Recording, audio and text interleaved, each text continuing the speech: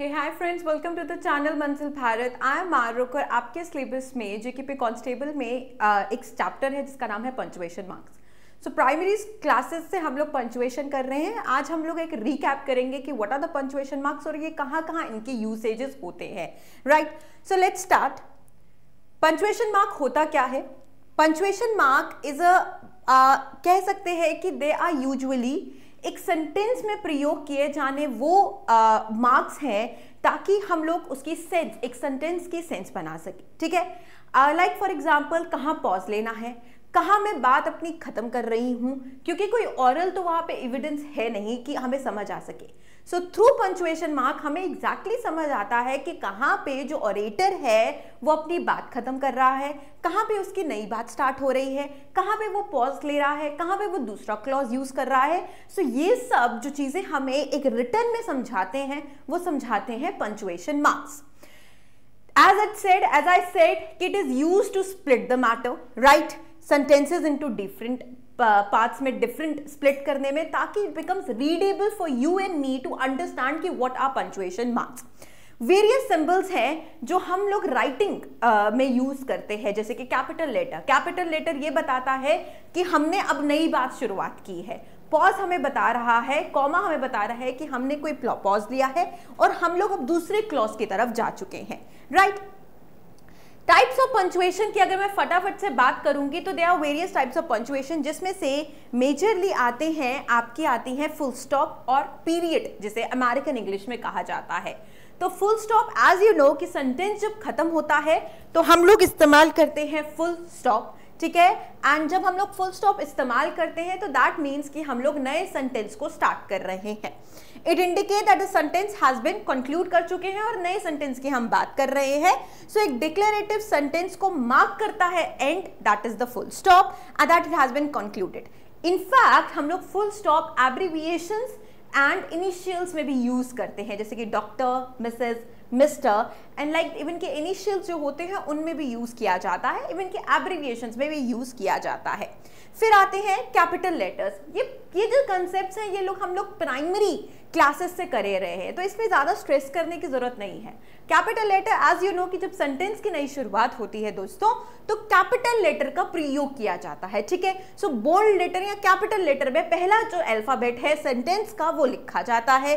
Right, words such as noun, verbs, adjective and acronym capitalization में लिखे जाते हैं। मोर ओवर, जब हम बुक टाइटल्स की बात करते हैं, मूवीज की बात करते हैं, किन्हीं किताबों की बात करते हैं, लैंग्वेजेस की बात करते हैं, लोकेशंस की बात करते हैं, वो भी हम लोग बोल्ड लिखने के लिए, उस पर एम्फसाइज करने के लिए हम लोग कैपिटल लेटर का प्रयोग करते हैं। नेक्स्ट फॉर एग्जाम्पल, जैसे कि बात हो गई, the lion is the king of jungle. Right, so lion, right, it's a proper noun. Right, so हम लोग एल को बड़ा कर रहे हैं।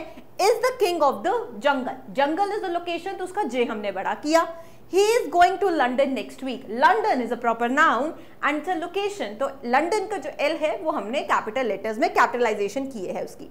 Question mark, as you know, जबकि कोई प्रश्न पूछा जाता है तो उसे हम लोग इंटेरोगेटिव सेंटेंस को हमेशा लिखते हैं या एंड करते हैं क्वेश्चन मार्क के साथ। ठीक है, क्वेश्चन मार्क आइडेंटिफाई आप कर सकते हैं। It's a part of sentence जो यूज होता है इंटेरोगेटिव सेंटेंसेस में। इंटेरोगेटिव सेंटेंसेस कौन से होते हैं दोस्तों? जिनमें कोई प्रश्न का पूछा जाता है प्रश्न। When a question is asked and the person wants an answer for this, we use an interrogative. कुछ एग्जांपल जैसे कि why are you looking outside the window. ठीक है, when did you join this organization. So ये जो भी दो sentences आपकी स्क्रीन पर दिखाई दे रहे हैं वो एक प्रश्न पूछा जा रहा है, और जब हम इंटेरोगेशन में या इंटेरोगेटिवली प्रश्न पूछते हैं तो हम इस्तेमाल करते हैं क्वेश्चन मार्क को। फिर आता है कॉमा। कॉमा क्या है? कॉमा एक पंचुएशन है जो दो फ्रेजेस को या वर्ड्स को सेपरेट करने के लिए, एक ही सेंटेंस में करने के लिए यूज होता है। एक शॉर्ट पॉज है, ठीक है, लंबा पॉज नहीं दे रहे, एक हल्का सा शॉर्ट सा पॉज दे रहे हैं। दैट इज यूज टू स्टो। ये बताता है हमें कि हम लोगों ने डिवाइड कर चुके हैं sentences. Right, that shows that there is a division of the sentences. Right, it also helps in, ये हेल्प करता है कि जब सेंटेंस में बहुत सी आइटम्स हमने लिखी हैं, for example I am going to market to purchase pen, pencil, rubber, sharpeners, so there is a list of item जो मैं अभी सेंटेंस में यूज कर रही हूँ, और जब मैं रिटर्न में लिखूंगी तो मैं कॉमा का प्रयोग करूंगी क्योंकि मैं लिस्ट ऑफ आइटम्स को सेपरेट करना चाहती हूं with the help of comma. जैसे कि कोलकाता, बेंगलुरु और न्यू दिल्ली, ये सारी मेट्रोपॉलिटन सिटीज हैं। अब ये लिस्ट ऑफ आइटम्स हैं, इन लिस्ट ऑफ आइटम्स को जब हम सेपरेट करेंगे तो क्या यूज करेंगे, कौन सा पंक्चुएशन, कॉमा यूज करेंगे। James a very good chef went to New York, हम लोग यहां पर डिस्क्राइब कर रहे हैं जेम्स के बारे में, पर हम दो फ्रेजेस का इस्तेमाल कर रहे हैं, एक तो वो बहुत अच्छा खाना बनाता है, दूसरा वो न्यूयॉर्क जा चुका है। इन दोनों को हमने सेपरेट किया है कॉमा के साथ। फिर बात आती है colon. Colon is usually like this, दो, ठीक है, ऐसे। Semi colon is this, so don't get confused, इसका अलग यूज है। कॉलन इस्तेमाल होता है जब हम इंपॉर्टेंस या एम्फसाइज करते हैं, इंट्रोड्यूस करते हैं किसी टेक्स्ट को, किसी लिस्ट को, किसी डायलॉग को इंट्रोडक्शन देते हैं, या कॉम्पोजिशन के टाइटल्स को क्लैरिफाई करते हैं, तो हम लोग कॉलन का इस्तेमाल करते हैं। ये इस्तेमाल होता है सीरीज को और डेफिनेट टाइम को एक्सप्लेन करने के लिए भी। फॉर एग्जाम्पल, जैसे कि अगर हमें लिखना है कि he wrote organizational crisis communication a multi vocal approach, तो उसने जो किताब या थीसिस लिखी है वो ये है, बट इस लिस्ट ऑफ आइटम को हमने जब सेपरेट किया है क्योंकि ये दोनों अलग अलग हैं, तो इसीलिए हमने कॉलन का इस्तेमाल किया है। रिपोर्टर ने एक डायलॉग बोला है या स्पीच है, तभी हमने कॉलन का इस्तेमाल कर रहा है, क्योंकि introduction of a dialogue requires the colon. चलिए नेक्स्ट आते हैं सेमीकॉलन पर। सेमीकॉलन सिमिलर ही पैटर्न में रहता है कॉलन की तरह। Colon is 2 full stop, semicolon is 1 full stop and a comma. इसे हम यूज करते हैं जब हम ज्वाइनिंग की बात करते हैं दो इंडिपेंडेंट क्लॉजेस को। जब दो इंडिपेंडेंट क्लॉजेस वो क्लॉजेस होते हैं जिनका अपना सब्जेक्ट होता है, अपना वर्ब होता है।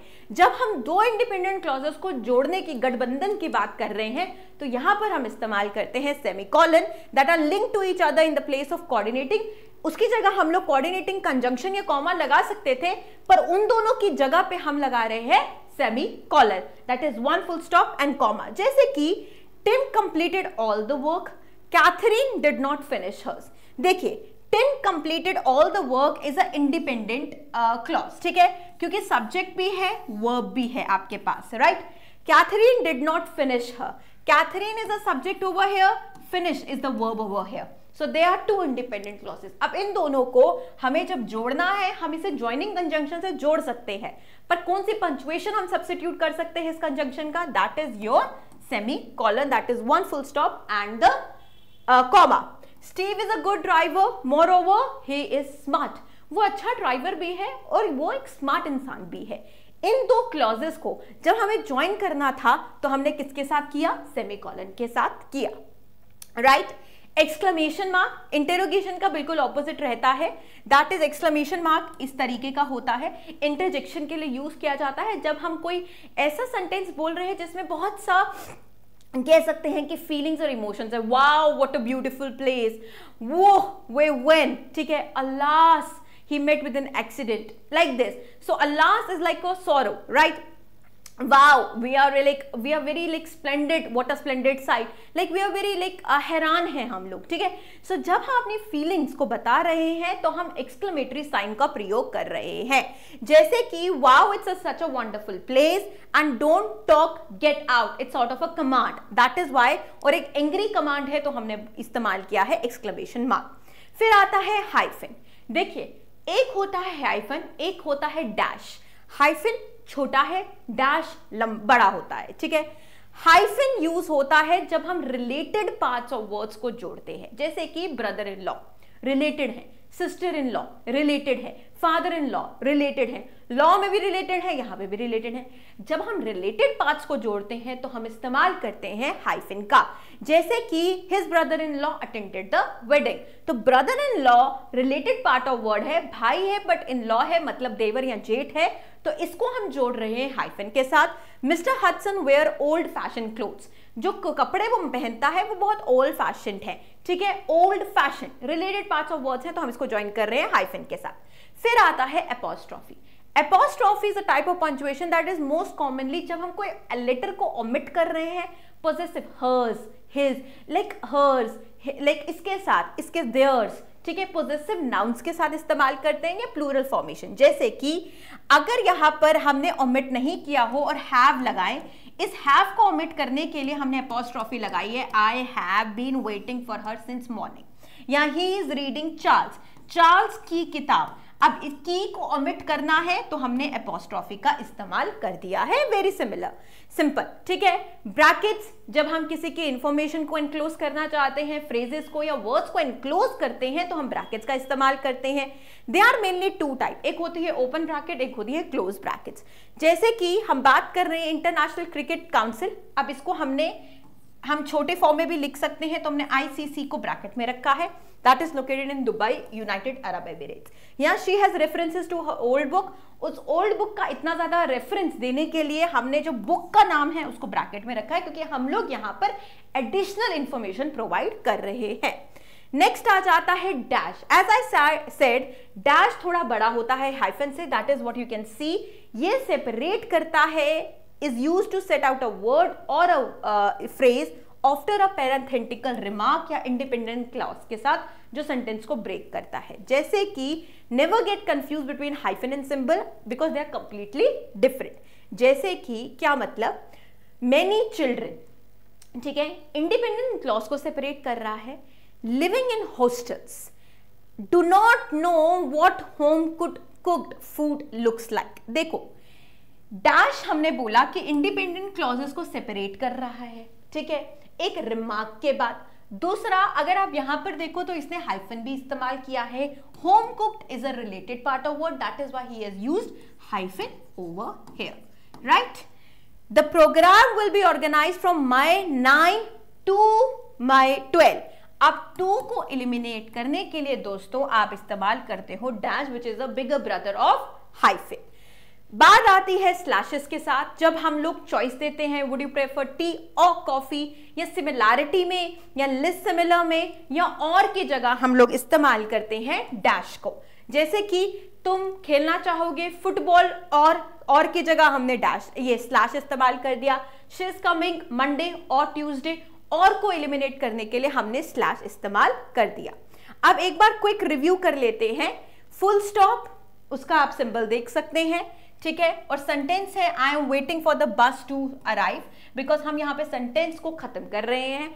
फिर आता है क्वेश्चन मार्क। जब हम इंटेरोगेटिव सेंटेंस की बात करते हैं तो हम कोई क्वेश्चन का प्रश्न नहीं, कोई प्रश्न पूछते हैं तो हम इंटेरोगेटिव क्वेश्चन मार्क का इस्तेमाल करते हैं। Comma is for a very smaller pause, like हम लोग लिस्ट ऑफ आइटम्स को सेपरेट करने के लिए, जैसे कि वो एक क्लेवर और हेल्दी इंसान है, क्लेवर और हेल्दी को सेपरेट करने के लिए हमने कॉमा का इस्तेमाल किया। कॉलन, ठीक है, 2 फुल स्टॉप से बना हुआ कॉलन। जब हम किसी चीज को इंट्रोड्यूस करते हैं, कोई स्टेटमेंट इंट्रोड्यूस कर रहे हैं, कोई नरेशन इंट्रोड्यूस कर रहे हैं, कोई डायलॉग इंट्रोड्यूस कर रहे हैं, जैसे कि सैम 4 स्पोर्ट्स खेलता है।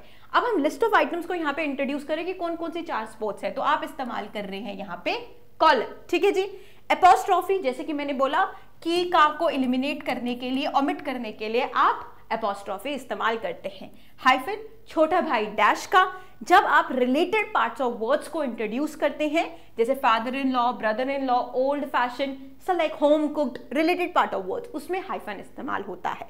स्लैश, जब आप और को एलिमिनेट करते हैं तो आप स्लैश इस्तेमाल करते हैं। Semicolon, it's a big one, जब इंडिपेंडेंट क्लॉजेस को हमने ज्वाइन करना है तो हम सेमीकॉलन या सेमीकॉलन का प्रयोग करते हैं। जैसे कि cookies were delicious is a independent clause, whereas they were crispy and sweet is a independent clause. इनको हमने ज्वाइन किया है विद द सेमीकॉलन।